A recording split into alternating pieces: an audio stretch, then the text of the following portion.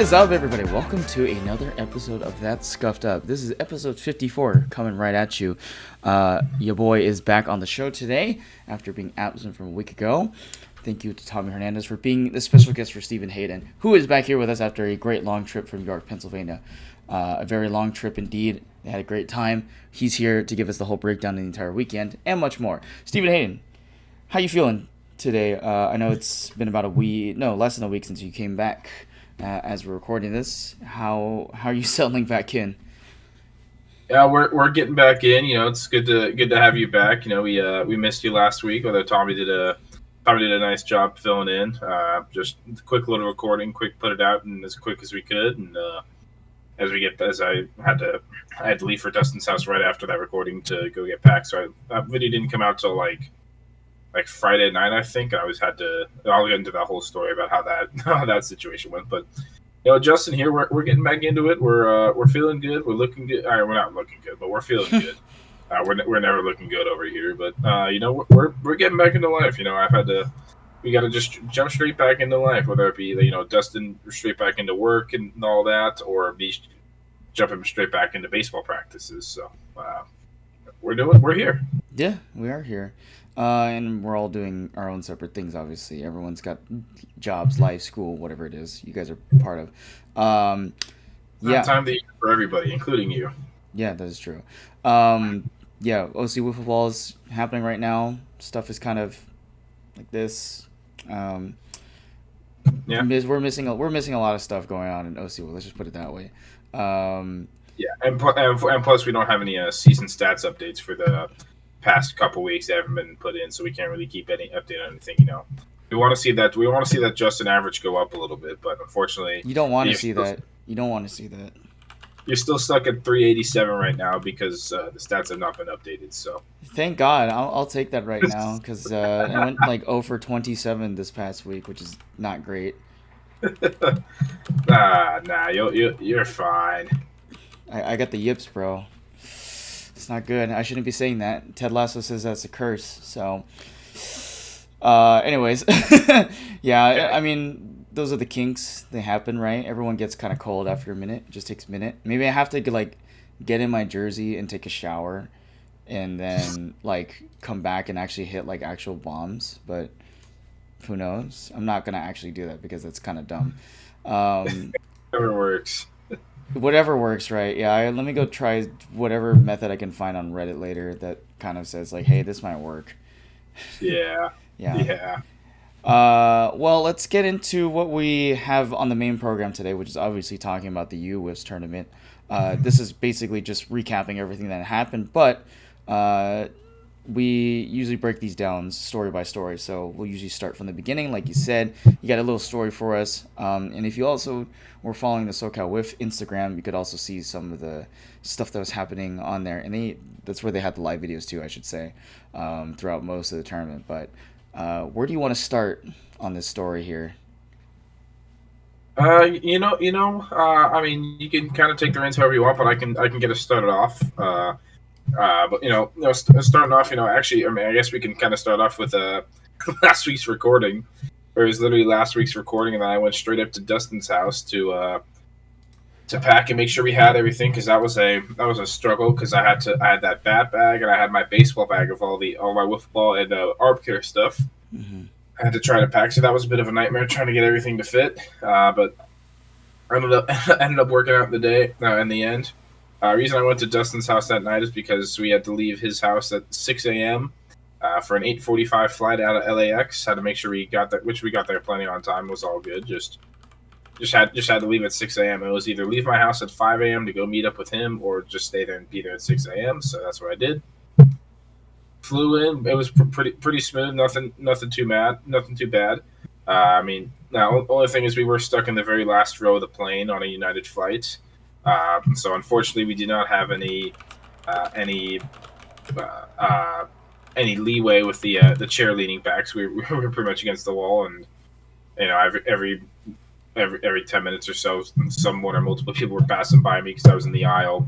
They were passing by me to go to the bathroom and stuff. So we got unimportant stuff. We flew into Baltimore this year. Last year we flew into Harrisburg. and we learned that it's just gonna be cheaper and better, and sometimes better in some ways to be able to go into Baltimore.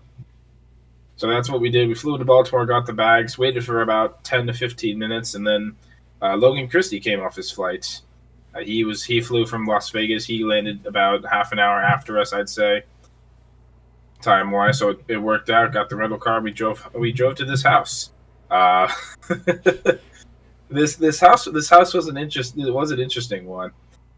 We had a different house we were going to stay at a little while ago until about 2 weeks before the tournament, where the house was really made for like 6 to 8 people, and we had seven that were set, and then three people were not able to stay at the house. They had other places they needed to stay with their teams and stuff, or with their family and things like that. So it would have been like over $200 for us to stay there. We said no, we're not doing that. We were set on a hotel until just maybe like a week and a half before one of our guys found this house that he thought he liked. We thought he liked. It was cheaper than the hotel, so we said, okay, let's do that. We pull up to this. I mean, just to be totally honest, we pulled up to this house. It looked like it was in the middle of the ghetto, man. It was.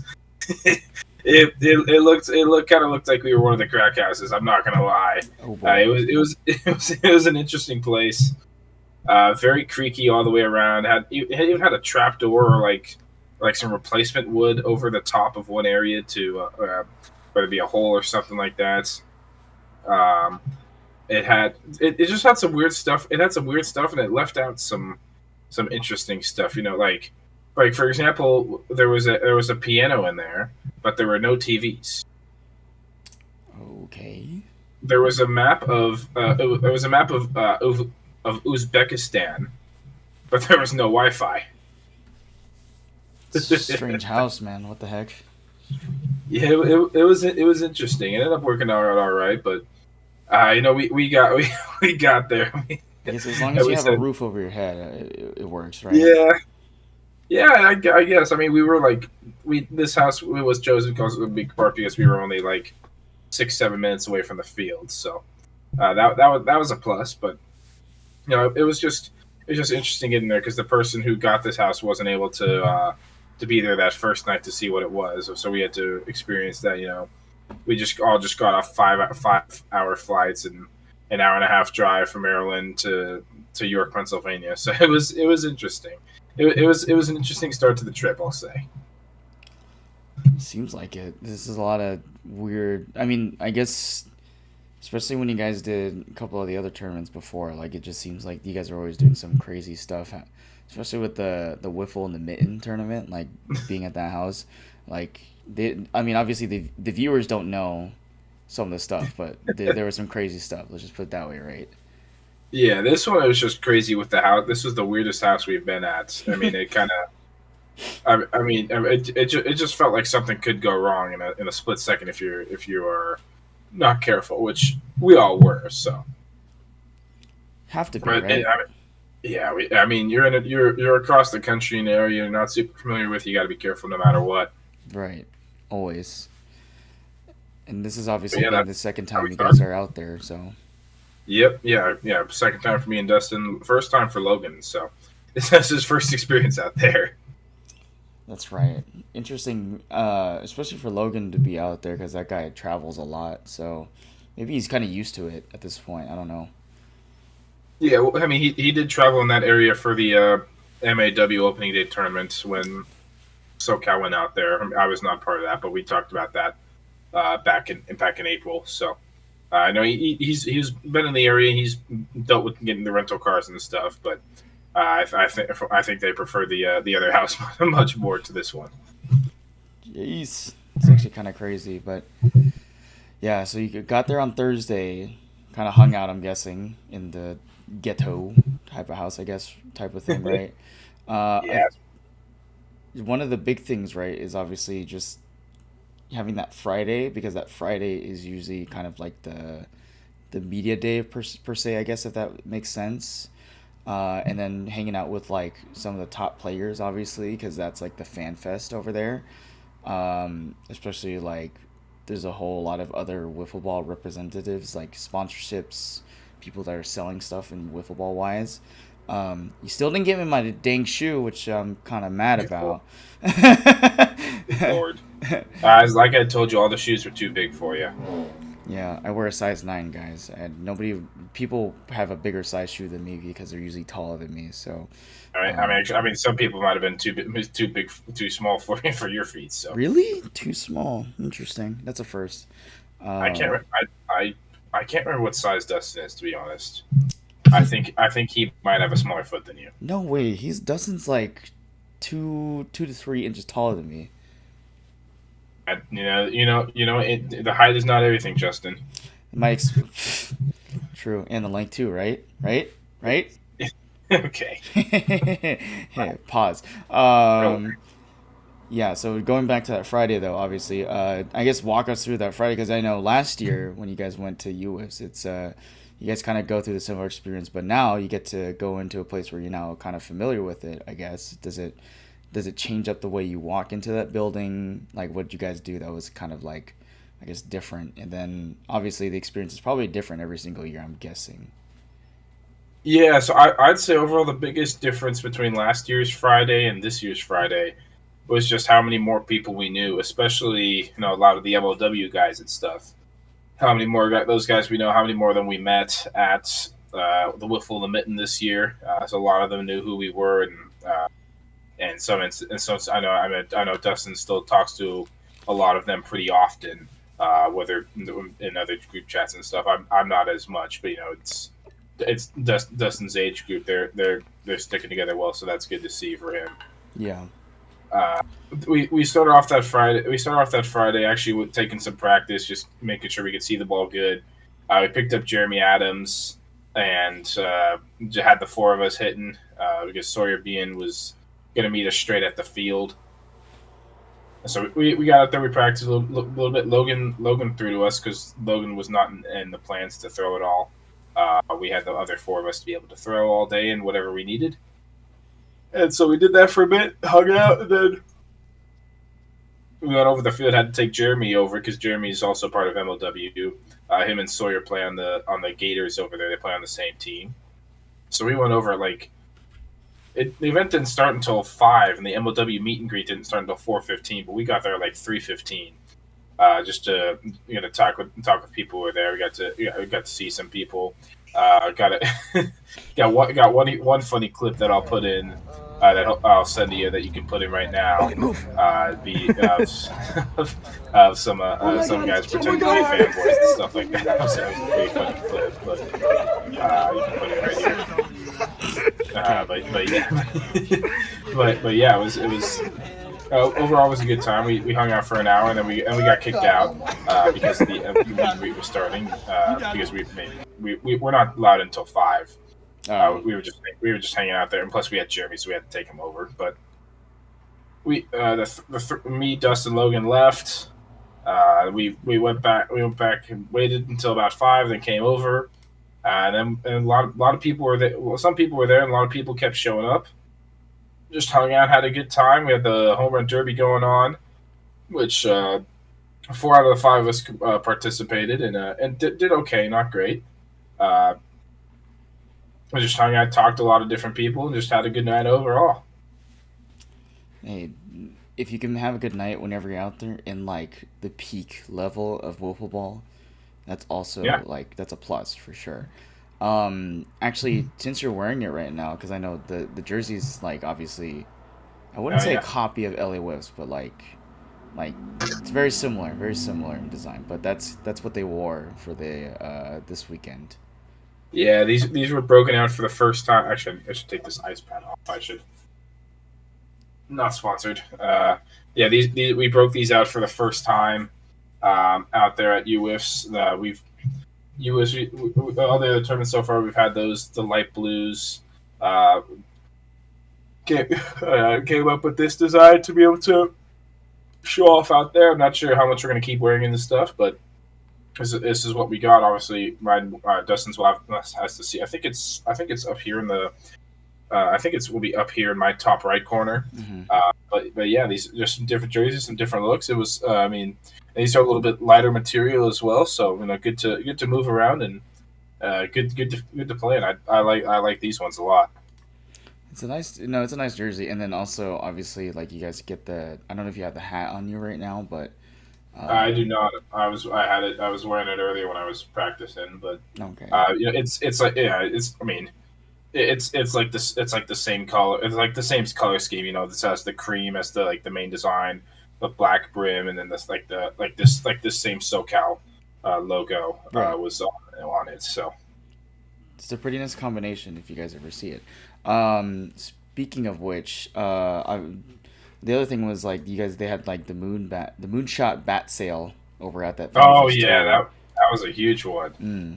Yeah, so we got told as right before we went back to the field around 5 o'clock, we got told that they're selling moonshot bats for $40, which I mean, depending on who you are, I mean, if you're buying a new moonshot and stuff, these things will go. These things can range from $200 to $300 when brand new. So I mean, seeing any for $40, even if it was used, or a lot of what they were selling their old bats or their prototypes that they weren't really going to use again. So they probably had about 80, like 70 to 80 bats that they were selling for $40. So it's like it's hard. I mean, you gotta get at least one or possibly two. If I mean, I even picked up one myself. You saw the one I have. Mm. It's an orange bat that I've now turned into a like the UWiffs colors. I put some blue and red grip on there. The whole bat is orange, and there's also some white tape and a white bat taper at the end. So got all four of the UWiffs colors on it, and it works good so far, except for that one that the one mishap. But I put the tape on it, and we're all good. Okay. It was hitting well. It was hitting well when I was practicing earlier today. I decided to take swings for the first time today on Saturday since the first time swinging since that tournament. So, yeah, I mean, a lot of bats being sold. Oh, sorry, it's tired. I'm late. A lot of bats being sold. I know Logan picked up one. I think Dustin picked up a couple. One not for himself, but it's like if they're $40, and well, unfortunately it's bad because it has to go in my bag on the plane ride home. But that was the only sucky part was it had to go in. All those bats had to go in mine, uh, but yeah, I mean, yeah, either look to break them in, possibly use them as our own, or I know could just sell some and make a little bit of money. I guess we'll see what happens, but. Yeah, that was interesting to see. That was not really something anyone anticipated, or I'm not sure they've really ever done.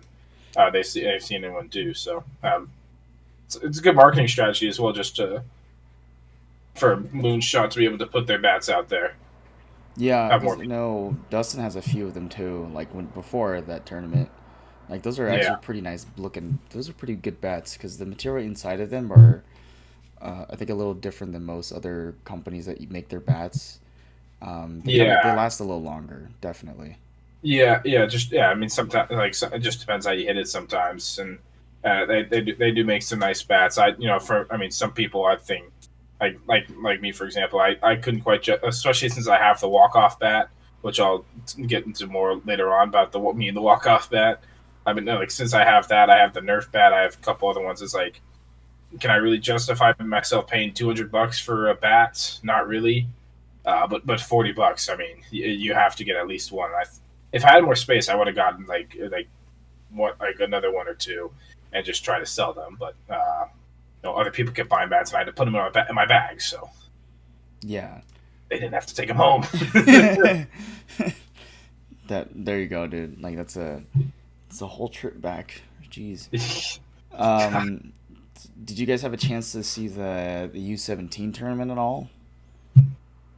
See the what? Sorry. The U17, or what was that? Uh, This. yeah, yeah. Yeah. We'll get into that a little later on as well. Okay. That'll be part of all like the Sunday stuff and like the because we talked to a good number.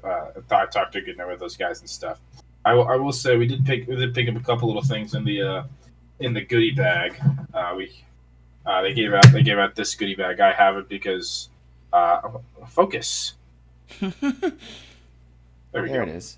I have it because I had to pack it in my suitcase again because I brought the big bag, I was able to get make sure Logan didn't have to take a suitcase. He just had his backpack that had everything he needed. And then Dustin just took the gun case, which had all his camera equipment and like 2 bats. So I got stuck with a lot. I think he had a backpack as well, but I got stuck with pretty much everything else. But I did give out a couple little things. So, I mean, you got this stick. It's a nice sticker. I mean, it's a sticker. And then one thing that was kind of cool were these coins. They gave out these United Wiffle Ball coins. In like which a poker chip like looking thing. That's cool. It's a poker chip, and it also doubles as like for games, like for those games or whatever games you play. You know, if you need to decide who's home and who's tails, I'm sorry, who's home and who's away. You don't need to look in your wallet for a quarter, ask someone for a quarter. You just pull this out and play.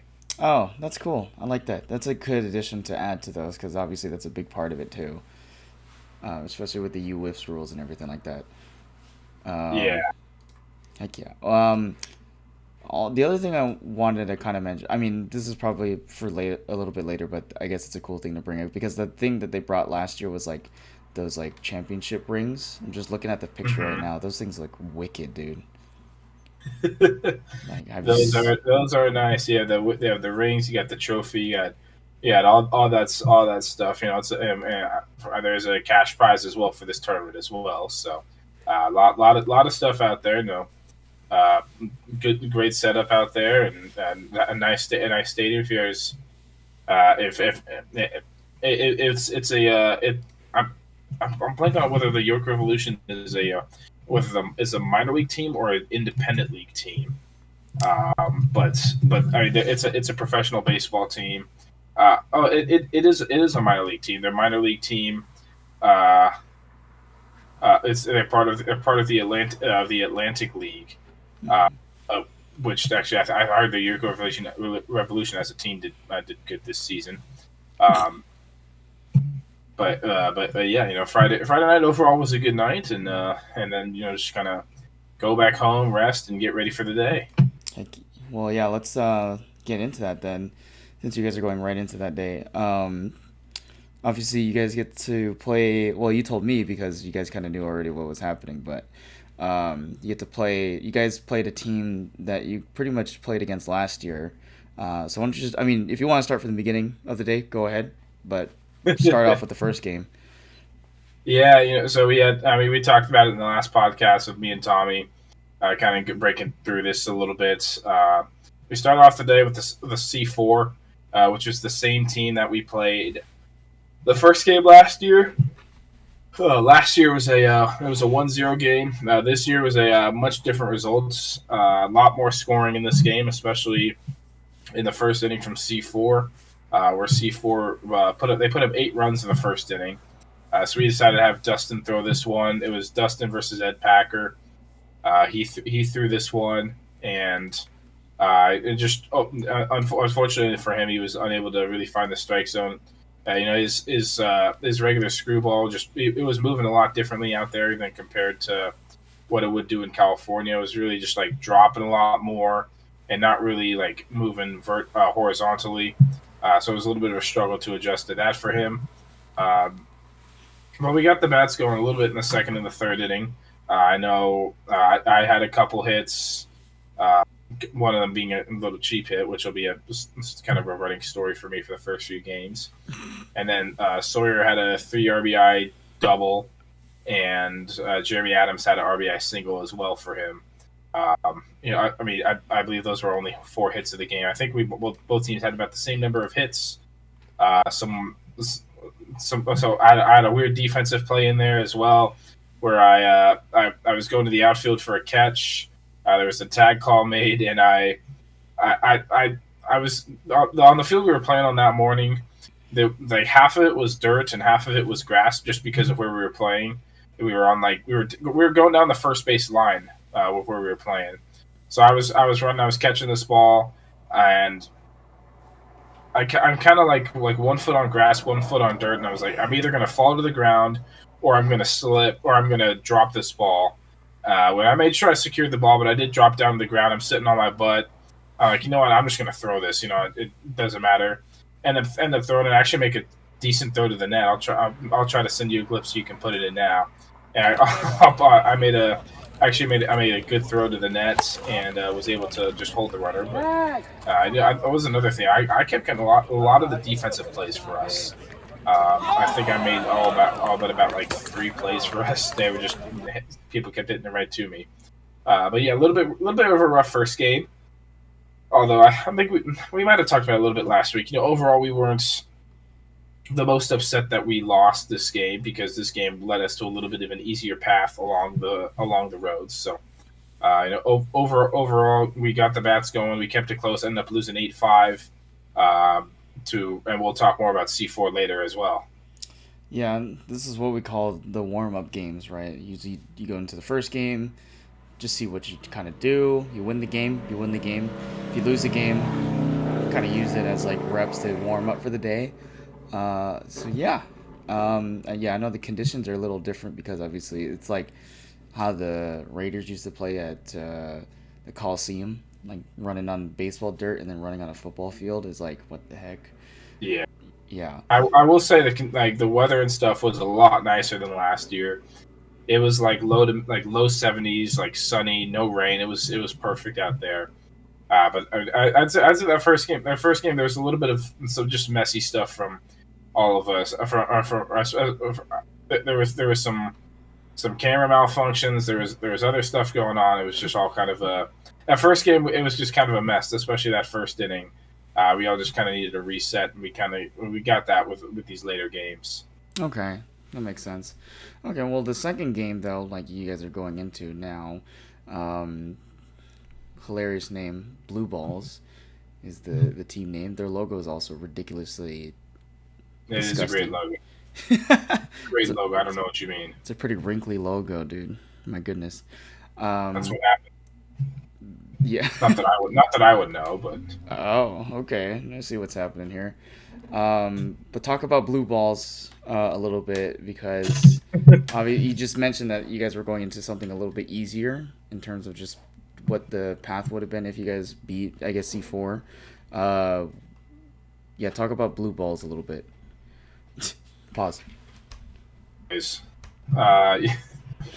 Yeah, so we end up going 0-1 here to start. We get this matchup versus Blue Balls. Blue Balls is one of the Ridley Park teams. Who Ridley Park had like 3 teams enter because it's just one of the best development places for like fast pitch to start and grow and things like that. Blue Balls was their B team, I believe, for them. So,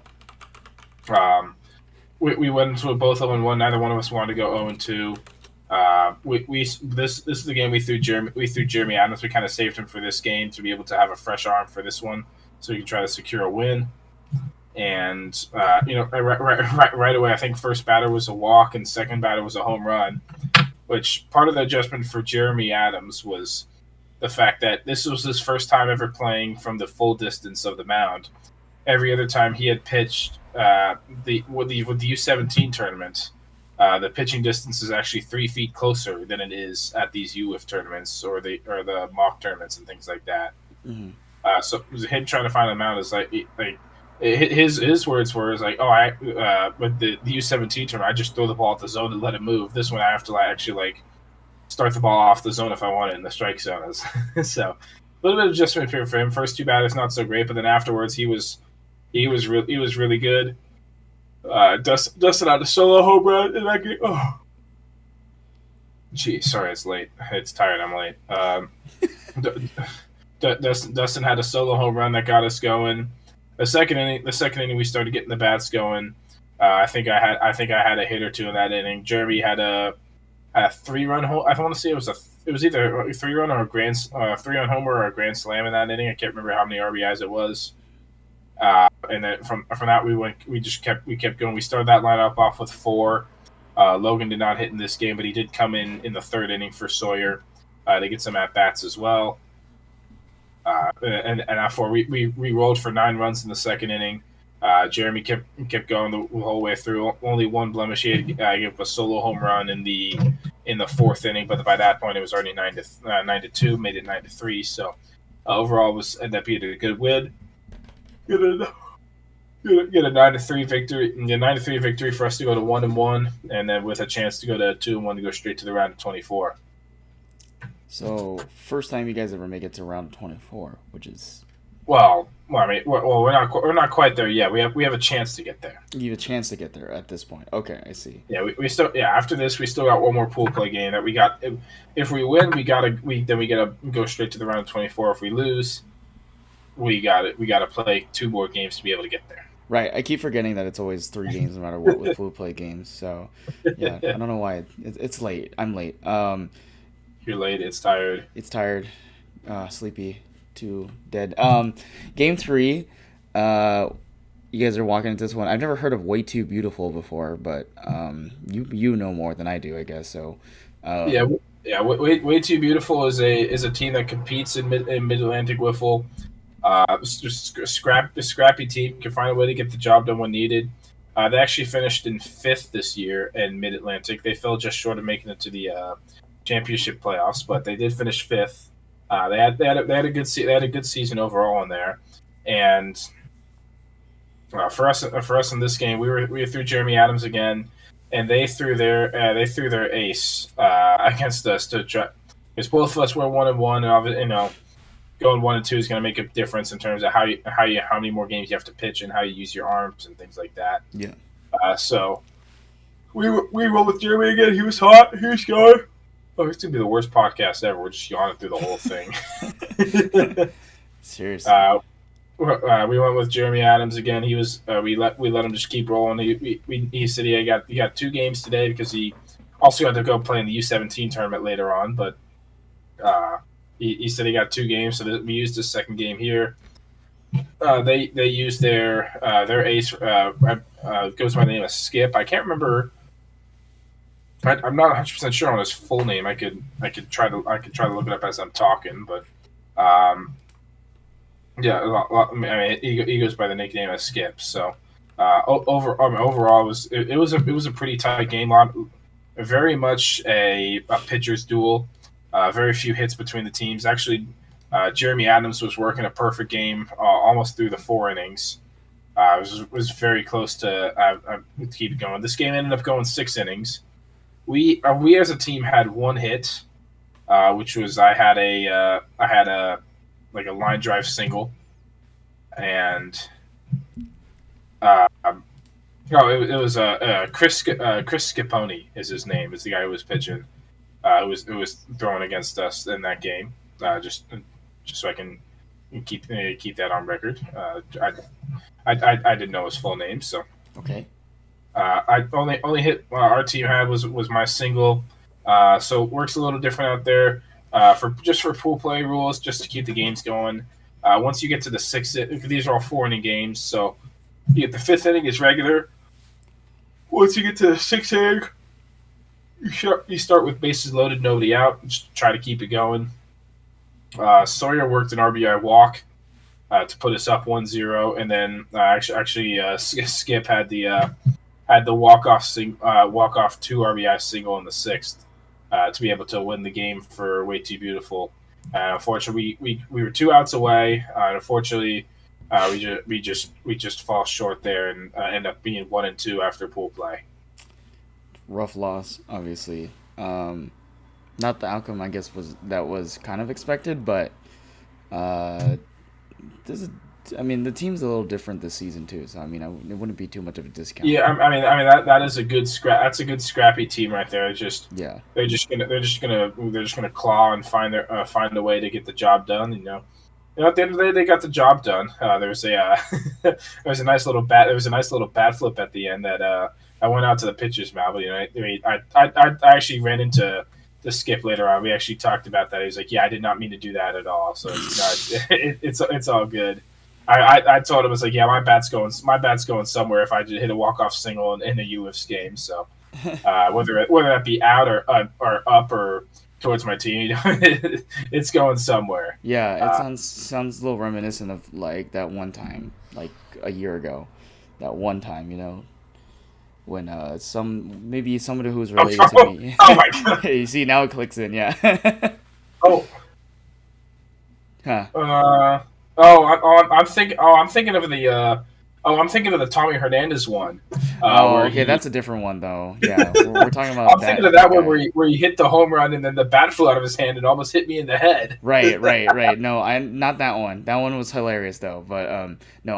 Was yours on a strikeout? Was yours the one you think of on a strikeout? Well, no, it was the one that created the incident afterwards. Like someone who's related to me decided to that thing, and then it nearly. Yeah, that was on a strikeout. Yeah, that was on a strikeout. So yeah, okay, I know which one you're talking about. This is a whole different thing though, because that was a walk-off hit. This is we're talking about like get mad and we're talking about anger and frustration after I just told you guys not to stop doing that. Right. You did it, and Jordan did it, and then Ethan did it. All right, we're just gonna say Ethan. We're just a bunch of pissed off wiffle ball players, man. Look what I have to deal with and control with. All right. What do you mean? I have to deal with you all the time. Okay. Sure. Let's go to game 4 now, because obviously we were just on game 3. You guys walk in there 1-2 in pool play. This is what, the survivors bracket now? Yeah, it is. It is the survivors bracket at this point. We end up there. So as we mentioned last week with the perfect brackets, there are 15 teams that went 1 and 2. So the way that it works, you have the number 1 seed gets a bye to the second round of Survivor playoffs. You have to win 2 games to move on. The 1 seed gets a bye to the second round of Survivor playoffs, and then it's like 2-15, 3-14, all that stuff. We end up being the 6th seed. Last year we were the 5th seed, and they had to go play the Stompers, which messed us up last year. But this year we got a little bit more favorable of a draw than that. We got to play the Blue Jays, which is run by a guy by the name of Rob Sutton, who actually was on the Dragons last year when we played him last year. We played him versus the Dragons. That was the one game we won last year. Given the state of this game, at this point it's win or go home, really. And we didn't want to go home. I did not want to finish in that same spot that we finished last year. So I went onto the mound. Sawyer going into this, we had me and Sawyer left to pitch. In terms of arms, Sawyer had about 1 game in him because he's still dealing with that torn labrum, and decided wouldn't be worth it for him to use it in this game. Try to save him for like that round of 24 game or something, which that did end up happening. So I went on the mound. I had a good first inning. Then I had an RBI double in the bottom of the first inning to kind of get the scoring going. The Blue Jays did work a couple runs. Had a home run off of me in the third. The bottom of the second, we started getting the runs up. We were up 6-1 at one point. And then Logan had struggled a little bit early hitting or with the hitting. He didn't hit versus Way Too Beautiful.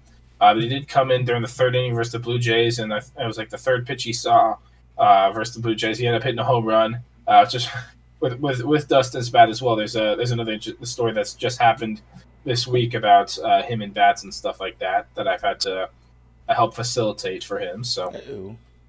He it's not a bad one. It's a good. It's fine.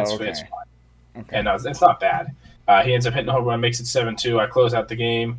We end up winning that one 7-2 versus the Blue Jays to be able to advance on to the next round. And next round, obviously, you guys make it to this one. This team's called the Whiskey Ducks. Yeah, Whiskey Ducks is a team out of Texas. One of the fast pitch teams out of Texas. There are a few out there. That are that are known in Texas. Whiskey Ducks, I have heard of them before. Teams like them, you have Punishment, you have Matisse 35 when they played. They were going to make a team this year, but then things fell apart. And then who's the other one I'm thinking of? It's like the Whatabat team. I think it's Whatabats. I'm blanking on their team name. Like Whataburger. Similar to that, but I'm blanking on the team. I know the jerseys when I see it, but I'm blanking on the team that like some of the Texas teams, and obviously you have like the wise guys out there in Texas as well, like Ben Caught a Spotty and stuff like that. But We go versus them. First innings, I believe, are scoreless for each of us. Whiskey Ducks then had a solo home run off of me in the second, giving them a 1-0 lead. And then we started getting the walks and started getting some good hits when needed. Ended up putting up 7 in the second inning to give us a nice little cushion. And then from there we rode it out. I think we scored a couple more in the third inning. We ended up winning that one 9-1. I did pitch again. I just kept rolling, kept going. Based off the path I kind of saw with the where we'd have to play in the round of 24. If we're gonna have Sawyer pitch one game, it'll probably be that next one. So I just kept going versus the Whiskey Ducks. We were on the same field. I was comfortable out there. I threw good the first game. I felt like I threw pretty good. Just a couple little mistake pitches, walks at a couple inopportune time. But Whiskey Ducks was just one pitch. I wasn't even a bad pitch I threw, to be honest. It was just one pitch that he got, and then after that I saw what they were doing, and I was able to get some outs after that to be able to win that one 9-1. It's a pretty high scoring game though. Like for you guys obviously because it was a 9-run game. Well, given the fact last year we had 5 hits as a team and we scored 5 runs total. Yeah, it was nice to be able to hit the ball a lot better and put some runs up. That's a good thing. Yeah, that was nice. Yeah, no, that is a great thing. So at this point, so you guys are in the Survivor bracket, but now this is what the round of 2024. Yeah, so after these 2 wins, we move out of the Survivor bracket. We're one of the 4 teams to advance out of the Survivor brackets, 4 out of 15. We end up getting given the number 23 seed out of 24 into the round of 24. Mm-hmm. And the way you have the top 8 have whoever the top 8 was, they have a bye into the round of 16. So you have like the 9 seed plays the 24 seed, the 10 seed plays the 23 seed and stuff like that. So we got stuck with the 10 seed team, which was the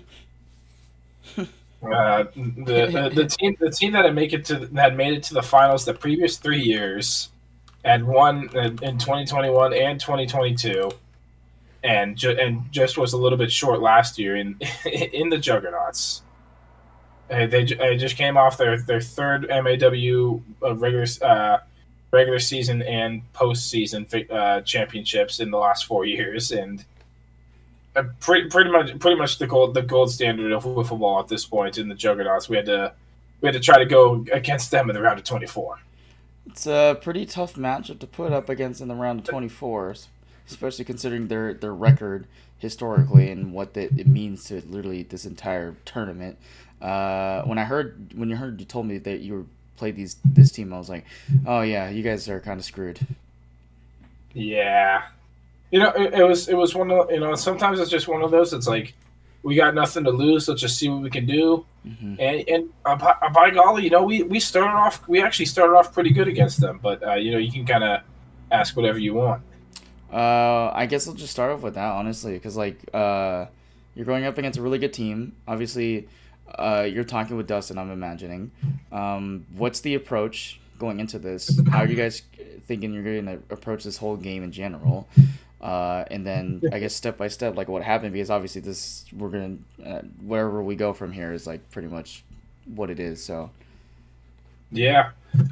So after we beat the Whiskey Ducks, I kind of saw we were going to play the Juggernauts. We kind of knew going into this. We were kind of trying to figure out who they were going to pitch against us, because we didn't think they were going to use their ace Ryan McElrath, who is I still think he's just competitively and what he does, I think he's still the best wiffle ball pitcher in the world, and I think he showed it this weekend that he is still the best. And we were trying to think, who they pitch against us. Surely they wouldn't use him versus us. Sure they want to save him and not have him use his arm as much. But sure enough, and also we're on the main field for this one. We're on the championship game field. First time on there. The atmosphere was there, and it was ready for us to see what we can do. It was also, that game took place right after all the U17 games had finished up, which the U17 games were on the 2 fields right next to it. So we had all of those guys watching as well. watching because they want to see the Juggernauts play, and then a lot of them knew us, knew the SoCal people, and like Jeremy and Sawyer and stuff because from the Wiffle and the Mitten tournament when we were all there, met a lot of people as we mentioned before. So everything was kind of set up for this game to be a very watched game, and it could have been an ugly mess if we just came out there and just did not play well. But they're the home team. They decided to throw out their guy Ryan McElrath, a fresh Ryan McElrath in his first game of the day. And it's one of those. It's like, we just got to go for it. We just got to see what we can do. A team like this, in the 4 years of United Wiffle history, they've been knocked out. They've made it to the championship every year but one. And the one year they didn't, the 2020 is the year they got knocked out in the round of 24 to a California team, actually to the Whippets, back in 2020. Ooh, familiar. Versus Randy Dalby and Pete Tainton and Peter Makavi. So, it was just one of those, like, just unironically, we've seen Ryan McElrath pitch so much because he's in so many videos and he's in so many finals. It's one of those. It's like we know him at least a little bit. We just got to be able to see him in person, and somehow we started getting something going. Right away in the top of the second pitch, I hit a double to the wall. It was unreal.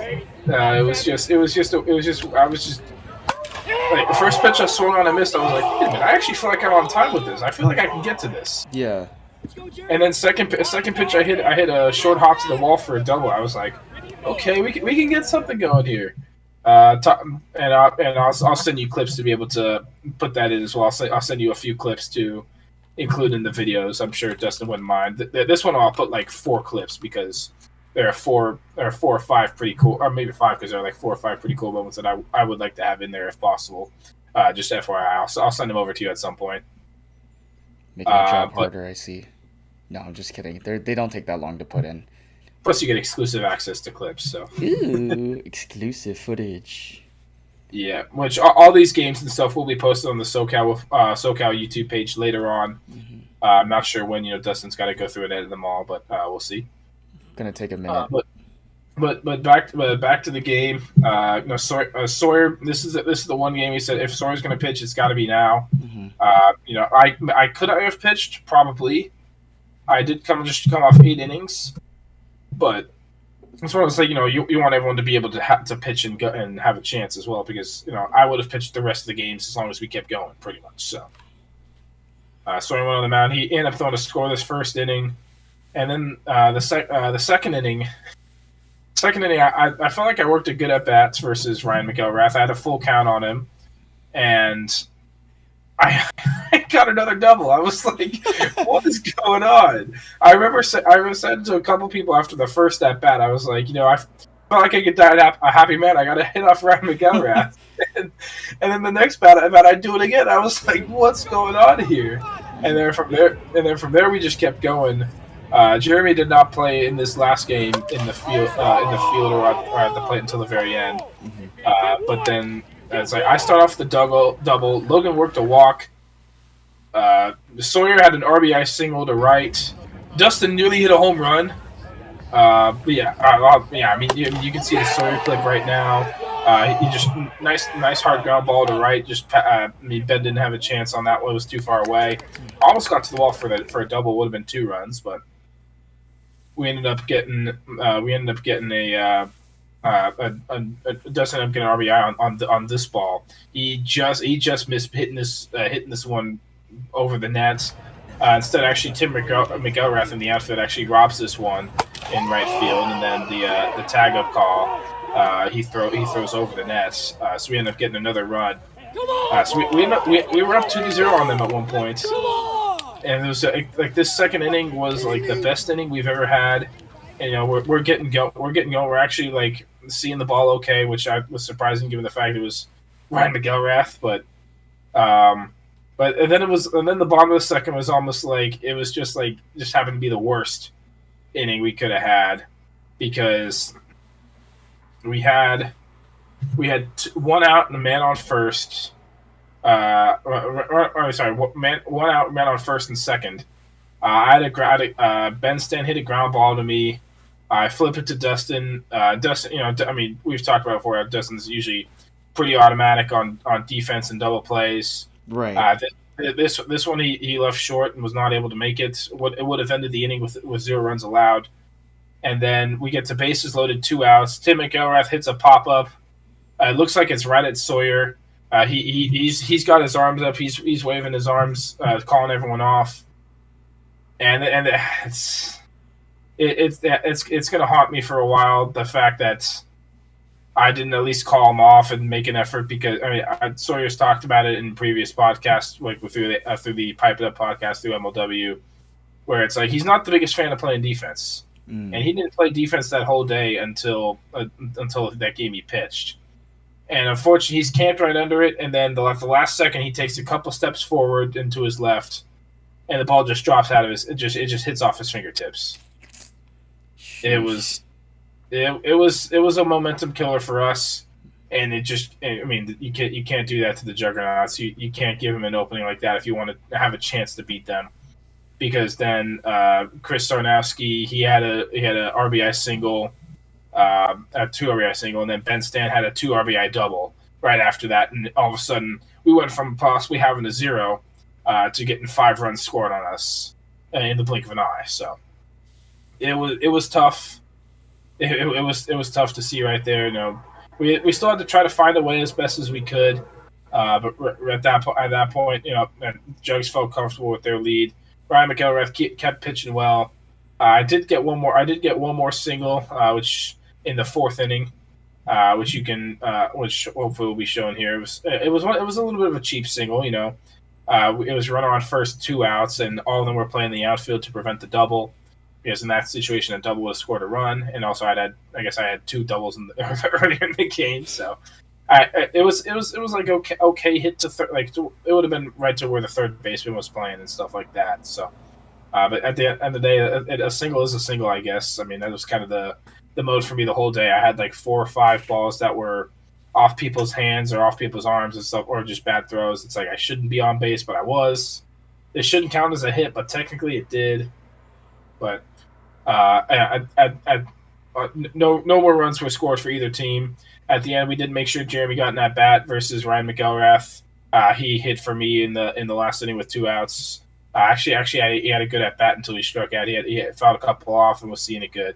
But we ended up getting knocked out. We ended up losing this one 5-2 to the eventual champions, which we'll talk about later. But the team that ended up going on to win it all. So it was unfortunate in that, and I know that one play that one drop pop up is gonna haunt me for a while. I mean, those happen, right? I think we've seen that a lot, especially in the summertime. Personally, because you played with the SoCal team, and that's happened to your guys' team a few times. Like, that's kind of part of the game. It does happen. Yeah. It's something you can't carry over, obviously. But, I mean, the other part is, like, you guys are playing against, basically the number 1 team in my book in that tournament. And then the fact that you guys actually got hits off it, let alone you getting hits off of what you consider the best pitcher in the entire country, like that's a big deal, right? Like that's stuff you can take on, not just for the rest of this year, but like next time you guys go, because obviously I know this team is going to go again, obviously, and the fact that you guys actually put up a fight against one of the better teams, I would say, at least. I would probably ask you, like, how do you feel in terms of that? Like, do you feel the same way? Like, that's something you guys can take for next year, possibly? Like you guys thought, like, hey, we actually did something pretty good against a team that is pretty much slated to win the tournament every single year. Yeah, I mean, going away from it, going into this tournament, our goal was, if we could make it to the round of 16, that would have really been good for us. But get knocked out here to the Juggernauts in the round of 24. I don't think any of us were really mad at it.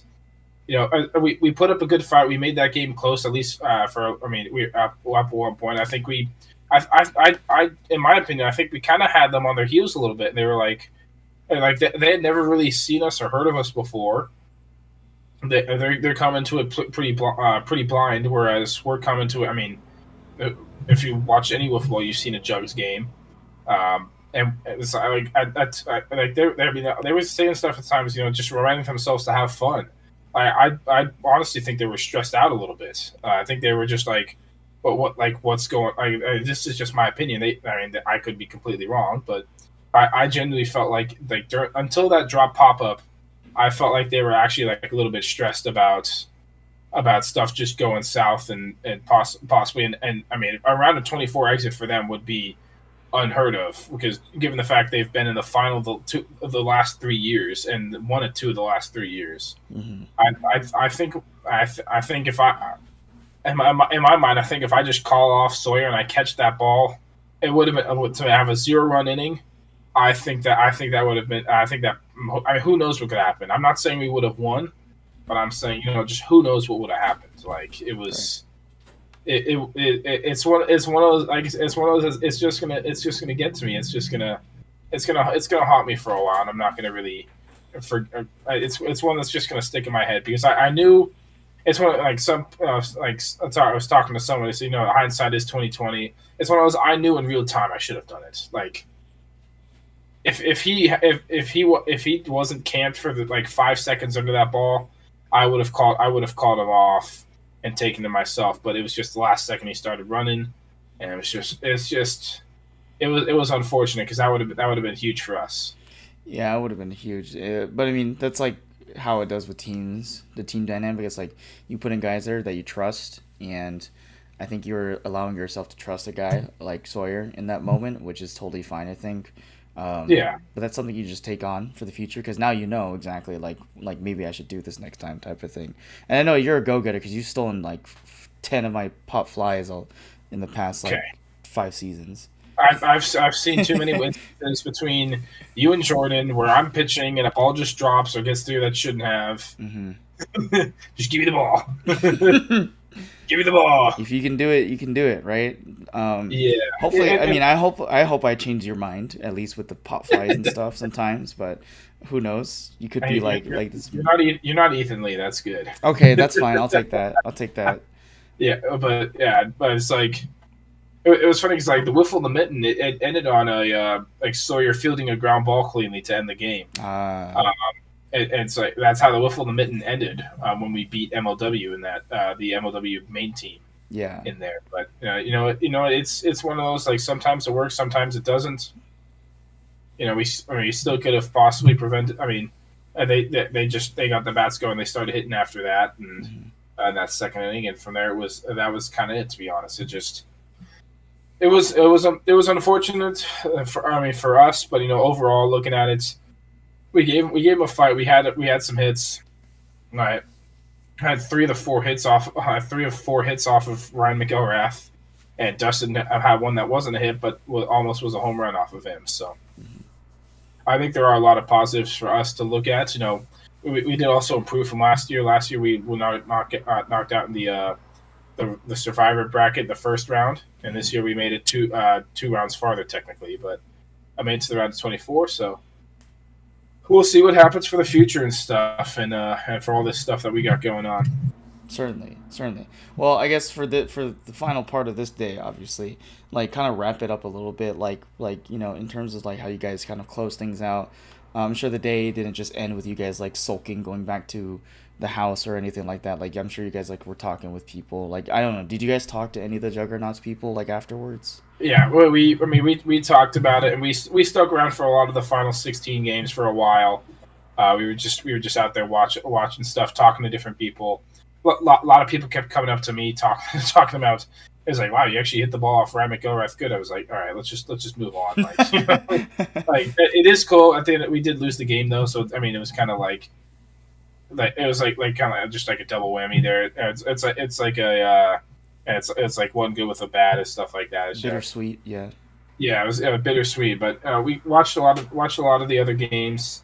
A lot of interesting stuff going on. Some upsets here and there of teams and things like that. But overall, it was a good night. It was a good night after that. Everyone was in good moods, much better moods than the morning which is good. So, but at the end of the day, we went 3-3, and we'll see if we can improve for next year. Heck yeah. Well, now that we have those games wrapped up, and then now you guys are going to the Sunday, because Sunday's technically a free day for you guys, but obviously those are like the final 8 teams, Sunday-bound teams on there. I'm sure you guys went back and watched those games. Like, how did it feel to be back out in that atmosphere again? Because I know you guys did that last year. And then we don't have that same story from last year where it was like you guys were walking on a highway or something like that. I don't know. I'm trying to remember that whole story, but walk us through the Sunday one, I guess, since this is the last bit of it, I guess. Yes. So Sunday you had the final 8 games going on, and you also had the playoffs for the U17 tournament going on as well. Mm-hmm. That's something we haven't really gone into a little bit. They had the pool play on Saturday nights.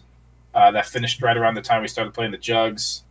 And then Sunday nights we had, Sunday they had their playoffs going on, which I'll get into more a little bit later. Let's first start off the final 8 games. You had your 4 games going around. We got there like 9:40 or so. Or I got there like 9:45 or so. With Logan, the others had left. Actually, we had Connor Jaso and Jackson Pearson at our house over the night. They were hanging out with us when we got home Saturday night, and then just slept over. And they went over like a little bit earlier than me and Logan because I was a little late. But we got there. We just started walking around the field. I just started watching some games, talking to a lot of different people. You know, had some MLW people to talk there with. Some other like U17 guys, or a lot of guys met at the Wiffle in the Mitten tournament I was talking to, and just watching the games, watching the action, watching it all happen. Some interesting results, some exciting results going on. You know, we had the Cajuns were a Final 8 team, and also the Las Vegas Wifflers made it to the Final 8 as well. So a couple teams that we know and have played against. Or at least it's like some of the players on those teams we played against end up being in that final 8. The Cajuns did get knocked out to C4 in the final 8, but Las Vegas Wifflers did upset the one seed Wiff Inc. in the round of 8 to move on to play. Well, they actually had to play C4, but wow. Las Vegas Wifflers made it all the way to the final 4 this year. Which I thought was a possibility. You know, they were close to get to the championship game, but we'll talk about it in a little bit. Just watching around a couple games. We had I also had like Mike Tui of Black Dog make it to the final 8 final 4 as well. So a lot of guys we know have played against made it to the final 4. Mm-hmm. But I remember I was talking a lot with the U17 guys, like the BLW guys there. You had other Michigan guys there and things like that. The final for U17 ended up being a rematch of last year. It was BLW versus the VWL Flamingos, which the Flamingos is Jeremy Adams' team. And BLW, we know some of those guys. Different roster than what they had last year. No Logan Rose, no Luke Rose, and Jackson Blum was not able to go do the SATs. So a little bit of yeah. So a little bit of he's that age, yeah. Yeah, I mean U17, so. Oh, that makes sense. Yeah, so that ended up being the final. Jeremy's team did not end up winning it, so they were back-to-back U17 champions. I was watching that for a while, and then I walked over to the field where the Jugs and Black Dog were playing. At that point, Jugs were up 4-0. I walked over, and Ryan McElrath had another home run to make it 4-0. And I'm just standing there watching. Actually, I was talking with a couple of the Whiskey Duck guys about like bats and stuff, because like 1 or 2 of them have played with Ben Cottaspotty and the Wise Guys in some tournaments and stuff. Oh, okay. And then one of the weirder interactions is just out of nowhere interactions came for me. Chris Sarnowski or Red, he was a couple batters away from hitting. He was just sitting there kind of swinging. He turned around and he saw me. He walked up to me. He goes, "Oh, hey, it's the Ryan McElrath Destroyer." And then he goes, "Oh, hey, what's your name?" he didn't know my name. At that point, all he knew me was just the Ryan McElrath destroyer. I was like, this is nuts. I mean, like Sunday, I just kept getting told stuff all day about like, yeah, I saw you hit versus Ryan McElrath. Like that was nuts. Like it's like one guy was, I think Jackson Pearson said to me was like, like the list of people to get 3 hits off of Ryan McElrath is like you. And like that's all right. It's like people just kept talking to me. It's like all right, they're like glazing. Yeah. I'm like, play your own game. Like the U17 guys are talking to me about this in their own games. I'm like, play your games, focus on them, and I'm just here to watch. Or I'm just here to chill, relax. You're a celebrity now. You're a celebrity now, dude. Yeah, I guess, but that was a weird interaction to have with Red. Mm-hmm. It was just kind of funny to have there. It's like I don't want to distract. He came up to me. I was like, and started talking. I was like, "You're up in like 2 batters. Like I want you to focus. I'm just standing here. I'm trying not to be in your way." And I was like, "If you want to come up and talk to me, like that's fine." But yeah, it was weird. It was kind of surreal. It was just a weird feeling to have. I think. I guess they're not used to that many people hitting off Ryan McElrath. I mean, Ryan McElrath obviously is extremely good, and I guess what I did was a rarity. Right. Yeah. Obviously. I think if you give me 10 more or 15 more at bats versus Ryan, I don't think I'm getting that many hits, or maybe even one. Yeah. Just one of those things. It just happened to be that Saturday night, I guess. But we're just walking around watching games. Just talking to different people, different U17 guys, MLW guys, whatever other players from the main tournament are going and stuff like that. And then we get to the final. End up being the Juggernauts were in the final, where obviously we got knocked out by them. They were taking on C4, which is the team we lost to in the very first game of the day. So 2 of the 3 teams we lost to were the 2 teams in the finals. So is what it is. Yeah, that's I mean, it's kind of crazy, but like, not a bad way to like, be able to say like, hey, we played the 2 best teams technically in the entire tournament, and we unfortunately we had a fighting chance, but we didn't make it, obviously. So yeah, but that is cool. But yeah, I mean that final between them was interesting. At that point, which is why I was kind of surprised Ryan McElrath pitched against us. Ryan McElrath did end up pitching later in that game. He didn't start, but he pitched like the last 3 innings, and those are like his 23rd. Like he was getting up to like his 21st, 22nd, and 23rd innings of the tournament, because he had pitched every game from the round of 24 until the final, and then Ben Stant through the first 2 innings of the final before going to Ryan McElrath. But that was a good battle to see in the final. The Jugs, the 3rd inning, they just got hot. They scored 4 runs with 2 outs, and then a C4 had a home run early, and then 2 runs in the 5th to make it 4-3. Mm-hmm. And at the end of the day, Ryan makes the catch in foul territory at the end of the game for the Juggernauts to win 4-3 and win their 3rd world championship in the last 4 years. Dang, that's actually pretty crazy though. Like, not gonna lie though. I mean, that's a tough team to face against. And by the way, that trophy, pretty nice every single year. The trophy looks very nice. I mean, yeah. You guys can get it next year, I believe that was made by the same guy that made that they cut my custom skinny bat. It was made by the Babs Big Flies, which he that's one of that trophy. I believe he's the one that made that trophy. Yeah. Oh, I mean, it makes sense because it's a bunch of wiffle balls on a whole pedestal, and then it has the names of all the people or the teams that have made it. I think those, right? Oh, there's only 2 teams on that list, actually. Yeah, that's true. Because this is the 5th year of the tournament, and only 2 teams have won it. You have the Juggernauts, who have won it 3 times, and then you have the Usual Suspects, who won it twice. Yeah. So there's only 2 teams on there, but I mean, overall was an extreme. It was a fun tournament. A lot of controversy, specifically about. Oh man, it's midnight. I'm getting tired. Sorry. A lot of controversy, specifically about like the commitment rule when you're fielding. I think 2 or 3 games were decided on that. Mm-hmm. We even had a situation where we got called on it, but luckily it didn't decide the game for us. Which I talked to Skip after. I was one of the things he mentioned. It was like it happened, but he was glad the game wasn't decided on that. So which I mean, you don't want the game to be decided on that if possible, but I think there was a final 8.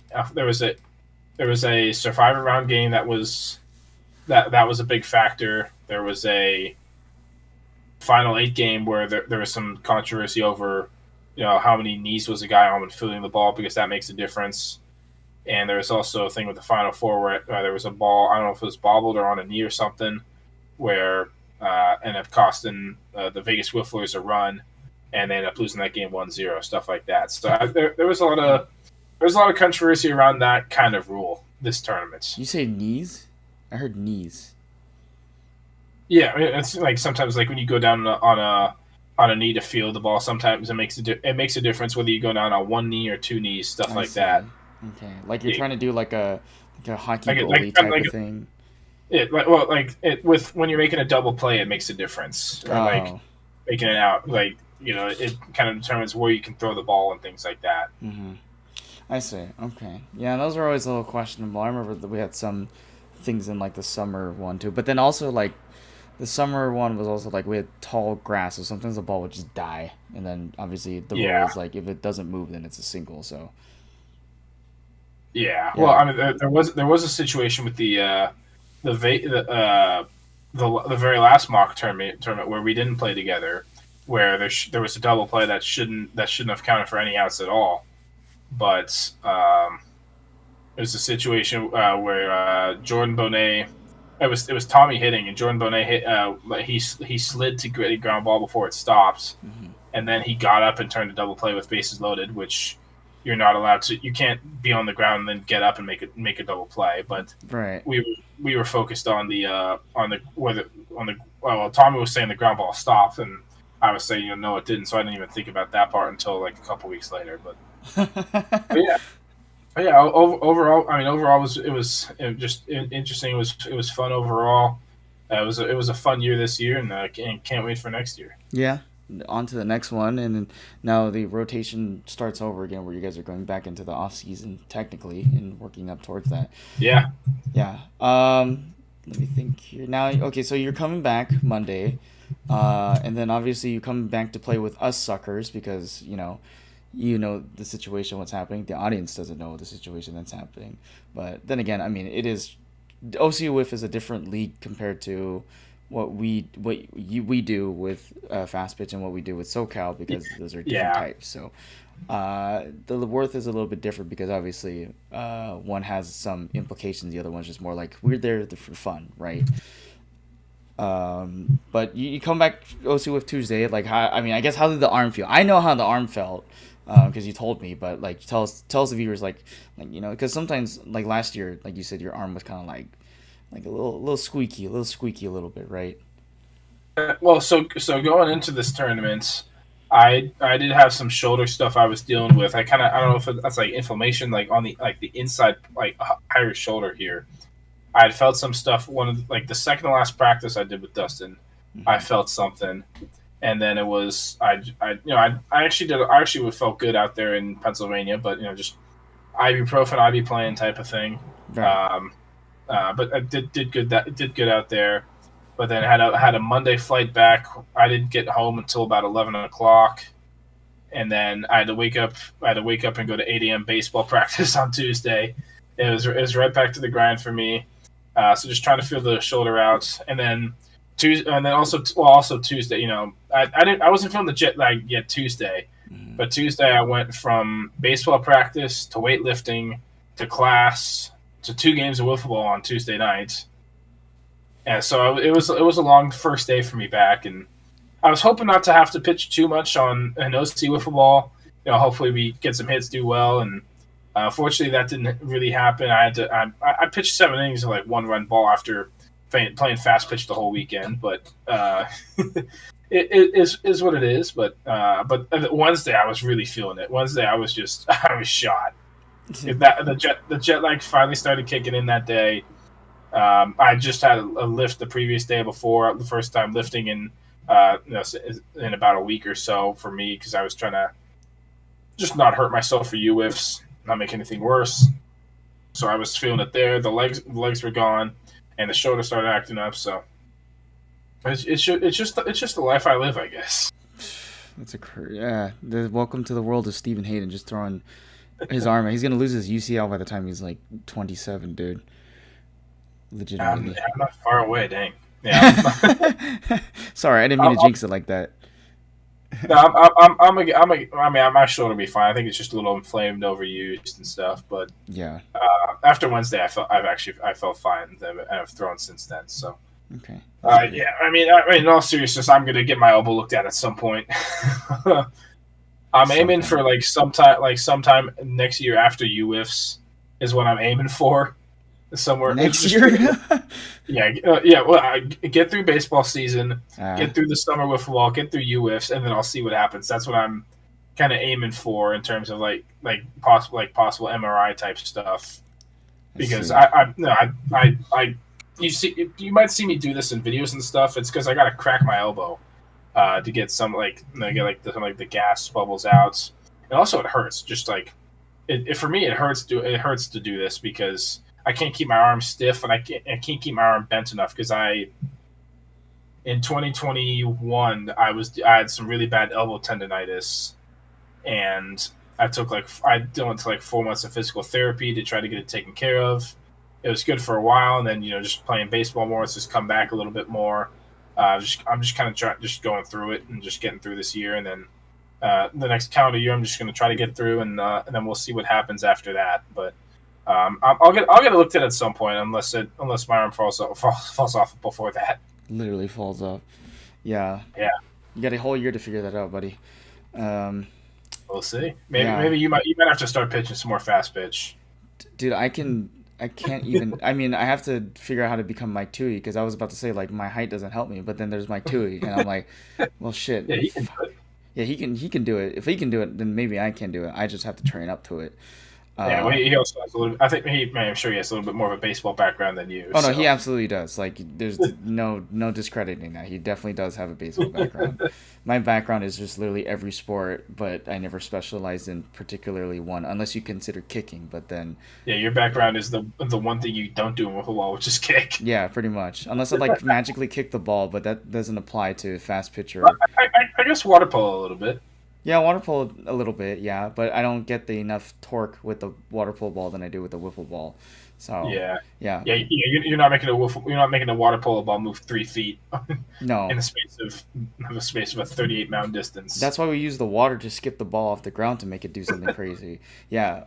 So who knows? This might be the year that I need to start picking things up. But yeah, that's something to be seen. Just a big game pitcher right here. Yeah, that's something to be seen, though. Who knows? My ERA hasn't been fantastic in OC Whiff yet, so it's still pretty up there. But we'll see. It's a work in progress. Just get better each day. Exactly. Well, I mean that's pretty much kind of the wrap on that. Obviously, actually this week, because there's a reason why we're doing the episode right now rather than later, because you're going to Arizona this upcoming weekend. Obviously, I'm guessing you want to preview that a little bit, because that's obviously, I mean, that's yet another tournament you're going into. It's ridiculous. But yeah, for being SoCal Wiffle, we only have. I was talking with Dustin with this at UWiffs even, or before UWiffs. It's weird. It's called SoCal Wiffle, and then we only got 2 California guys on our team. But it's we got the same situation here with our 6-man roster. We have myself and Dustin, of course. I think these two might pretty much be a lock no matter what. And then last year, at this tournament was our first time playing with Sawyer Bean. He will be coming back. No Ethan Johnson or Ken Rabbit this year. They were on the team last year, but not able to go this year, either one of them. And so some of the other guys we got coming out here, they're all coming out from Michigan. They're all part of. I'll talk about the last. There's another California guy. We have 3 California and 3 Michigan. So just scratch that from over here.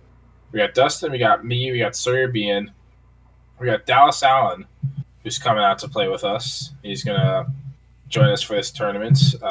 Dang. He played with MLW at UWiffs. A little bit of a rough go for them. They went 0-3, unfortunately, but actually we could have possibly played them in the Survivor round had they won their last game, because we've actually played the team that they lost to in the 0-2 game. In the Whiskey Ducks. We have Preston Colm coming out to play with us. Out of being at the Wiffle Limit, meeting these guys has kind of helped push this a lot as well. Preston Colm is the guy that I know I felt like I talked to a little bit more than some of the other MLW guys and was able to get along with and things like that. He'll be joining us. He's a Midwest Mallers player. They just got eliminated though, so.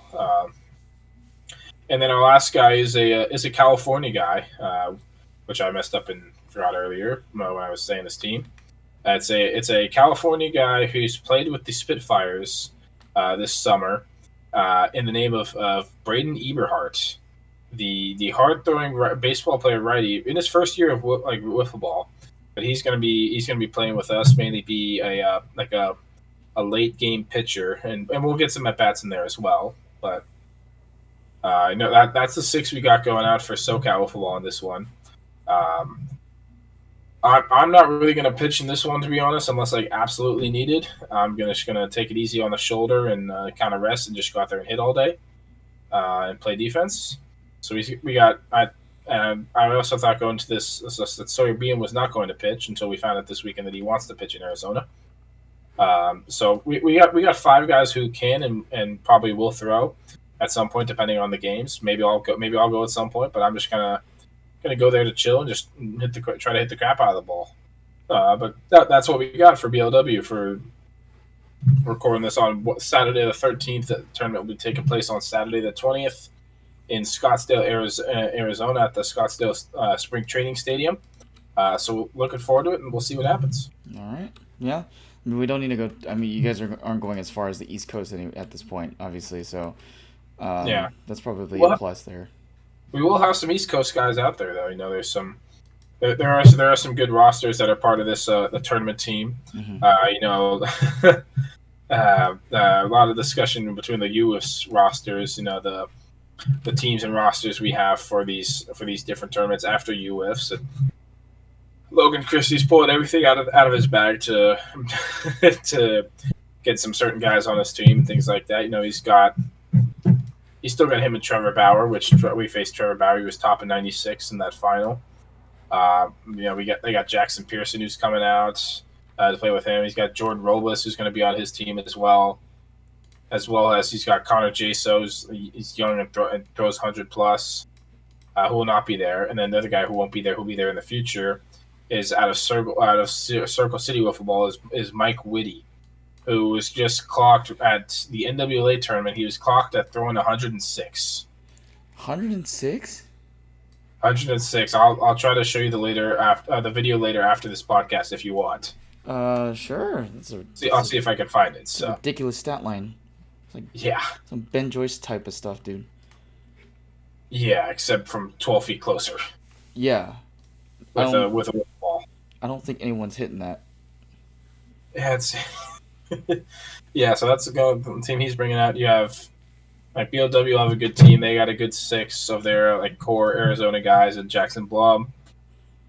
And then and there are there's another team that involves Mike Toohey and the Dalby brothers, and then also for the East Coast you have Dan Haverty coming out and Brian DiNapoli, who are teammates of Mike Toohey on the Black Dog, who just made it to the Final Four this year. So some interesting teams. We'll see what happens.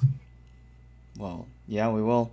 Obviously, that will probably be featured in the next podcast. But yeah, other than that, obviously we still got the Classic coming up later on. That's 3 months down the road. Either way. So I know you and I are working out what we're gonna do with that in terms of the teams right now. Yeah, and I think it's finally time to start organizing that and getting that set, because there was some talks going on in August about making teams for that. I was like, all right, let's relax there. Right. I remember that. I think now it's time to start talking. I've already started talking a little bit to some guys, trying to gauge some interest level and availability and all that stuff. So. we'll come out with a little preview of that just before that happens too. Either way, so yeah. Yeah. We will definitely talk about that. Definitely. We'll talk about how this tournament went to the future, and we'll go from there. And it'd be nice if we were able to talk about OC Wiffle Ball and winning a World Series, but for us personally. But we'll see. We got to make it happen. Yeah, we do have to make it. It's been a minute since we've done that with winning a World Series. There's a good chance our title might get taken in terms of the number of championship wins, I guess, in the league in a row, per se. Different era, it doesn't count. Different era doesn't get bruh. But yeah, and plus less teams, right? Yeah. It feels weird playing in a division with 3 teams. Right. Yeah, we had Doesn't 4, feel and one of them left. Or just having 4 just feels weird. Yeah, 4 is weird. Yeah, it's a weird story in UWiffs, which we're not going to explain to you because you guys don't need to hear any of that stuff. We're tired enough as it is. This podcast has gone on long enough. So. Yeah, I know. This is we need some sleep. We got to cut it off at some point. We need to get some sleep. No, I know. I'm about to cut it off right now. Yeah. It's not an OC Wiffle issue. It's a we want to go to sleep issue. Yeah, that's why Steven's been yawning the whole time. Currently 12:37 in the morning. Yeah. Well, yeah. Let's end it. This is this is Justin Lee, Stephen Hayden, episode 54. Take care, get some sleep, and we'll see you guys in the next video. Fun weekend out there. We will continue on, moving on, getting along. Should be shooting.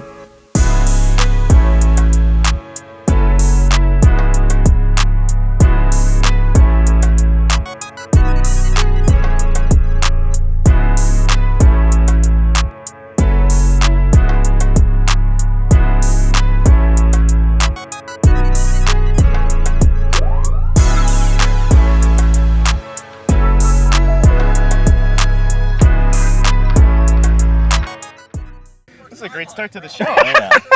This is what you live for, these live moments, dude. We're trying to do the podcast, man. Come on. Hey, make sure you touch home. You didn't touch home.